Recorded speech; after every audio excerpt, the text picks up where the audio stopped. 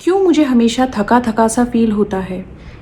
रात में अच्छे से नींद लेने के बाद भी सुबह उठने के बाद भी ऐसा लगता है जैसे नींद ही पूरी नहीं हुई है।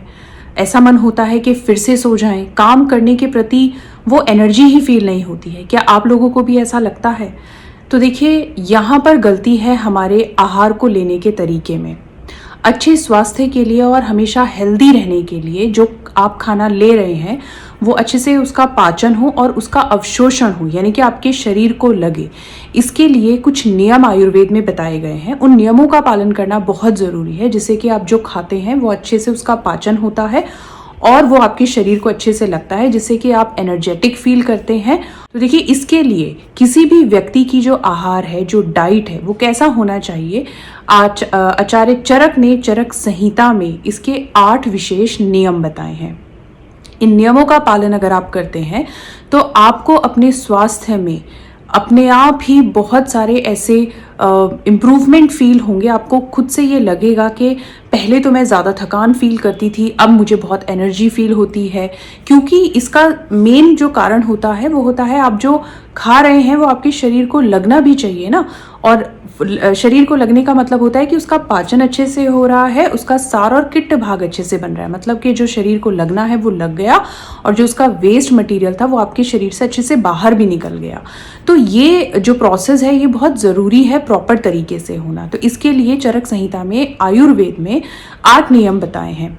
तो आज के इस वीडियो में मैं आपको इन्हीं 8 नियमों के बारे में बताऊंगी, जिन्हें आप अच्छे से सुनिए, समझिए और अच्छे स्वास्थ्य के लिए इन्हें फॉलो भी ज़रूर करिए। तो स्टार्ट कर लेते हैं आज का ये वीडियो।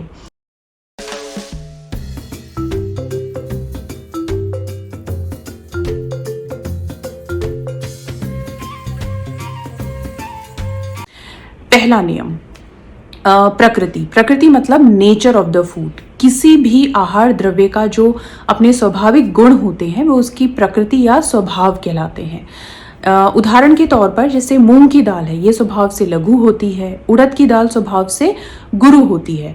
तो ये जानना क्यों ज़रूरी है? देखिए, अगर किसी की अग्नि मंद है, अगर आप उस व्यक्ति को गुरु आहार देते हैं तो उसका जो शरीर है, जो पाचन प्रणाली है, उसको अच्छे से पचा नहीं पाएगी। उसको एसिडिटी हो सकती है, ब्लोटिंग, इनडाइजेशन की शिकायत हो सकती है। तो इसीलिए किसी भी आहार द्रव्य की प्रकृति को जानना बहुत ज़्यादा आवश्यक है। दूसरा नियम है करण प्रोसेसिंग मेथड।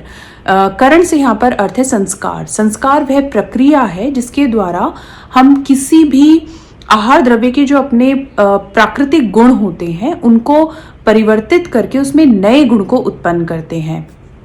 जैसे कि ये बहुत सारे प्रक्रिया प्रोसेस के थ्रू होता है, जैसे जल का अग्नि का संयोग, भावना के द्वारा, भाजन के द्वारा, या फिर इसके अलावा आप उसमें मंथन क्रिया के द्वारा।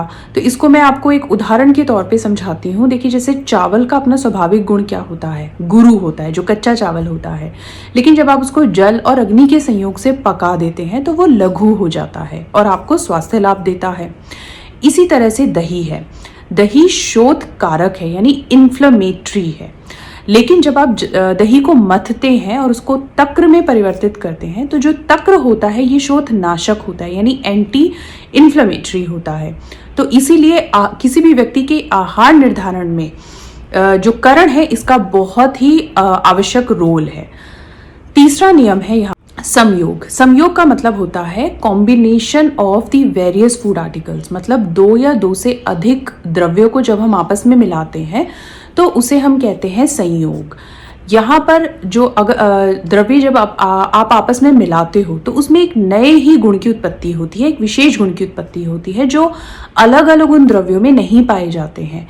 अब ये जो कॉम्बिनेशन होता है ये कई बार लाभदायक भी हो सकता है, कई बार हानिकारक भी हो सकता है। इसको मैं एग्जाम्पल के थ्रू समझाती हूँ। देखिए, जैसे दूध और हल्दी है, हमें ये दोनों ही हमारे स्वास्थ्य के लिए बहुत अच्छी हैं। लेकिन अगर इनको मिलाकर लिया जाए तो ये विशेष गुणकारी हो जाती हैं, अमृत समान हो जाती हैं। इसी तरह से मछली और दूध है, दोनों ही हमें स्वास्थ्य लाभ देती हैं। लेकिन अगर मछली और दूध को मिला दिया जाए तो ये स्वास्थ्य के लिए हानिकारक है। तो कभी भी मछली और दूध को साथ में नहीं लिया जाता है। चौथा नियम है राशि। राशि का मतलब होता है क्वांटिटी। किसी भी व्यक्ति के आहार के निर्धारण के लिए उचित मात्रा का, आहार की उचित मात्रा का होना बहुत आवश्यक है।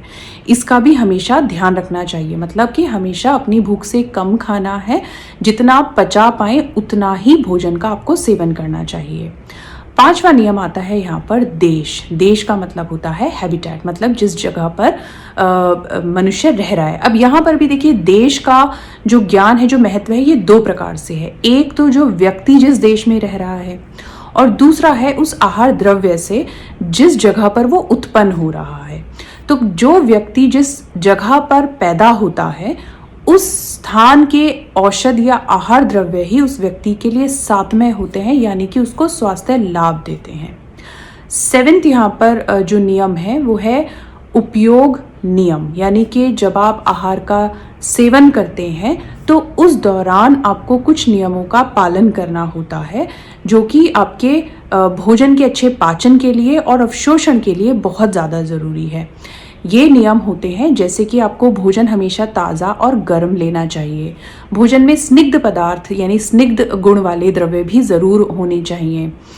भोजन हमेशा पहला जब पच जाए उसके बाद ही आपको दूसरी बार भोजन करना चाहिए। उचित मात्रा में भोजन करना चाहिए, जल्दी जल्दी भोजन नहीं करना है, बहुत धीरे धीरे भी भोजन करना गलत है। भोजन को हमेशा प्रसन्न मन से करना चाहिए, और हम भोजन के बीच में आपको थोड़ा थोड़ा घूट घूट करके आधा ग्लास के लगभग या 1 कप के लगभग आपको पानी पीना चाहिए बीच बीच में। आयुर्वेद के अनुसार भोजन से पहले या बाद में अधिक जल का सेवन नहीं करना है। तो ये है आपके उपयोग नियम भोजन करने के दौरान। इनसे क्या होगा, इससे आपकी जो जठराग्नि है, जो अग्नि है, वो प्रदीप्त होती है, स्ट्रांग होती है, बल की वर्ण की वृद्धि होती है, जो खाया है उसका पाचन अच्छे से होता है, उसका अवशोषण अच्छे से होता है, आपके शरीर को अच्छे से लगता है। यहाँ पर ये 7 नियम। अब 8वां जो आखिरी नियम है वो है उपयोक्ता। उपयोक्ता का मतलब होता है जो मनुष्य आहार का सेवन कर रहा है उसको हम कहते हैं उपयोक्ता। तो जो उपयोक्ता है उसकी रुचि, उसका आयु और उसकी प्रकृति, इन तीनों चीज़ों का ध्यान रखकर ही हमें हमेशा आहार का सेवन यानी कि आहार का निर्धारण उस मनुष्य के लिए करना चाहिए। तो ये थे वो 8 विशेष नियम जिन्हें अपनाकर आप अपने स्वास्थ्य को और ज़्यादा बेहतर बना सकते हैं। मुझे उम्मीद है मैंने इस वीडियो में जो भी इन्फॉर्मेशन दी है वो आपके लिए बहुत ही यूजफुल होने वाली है।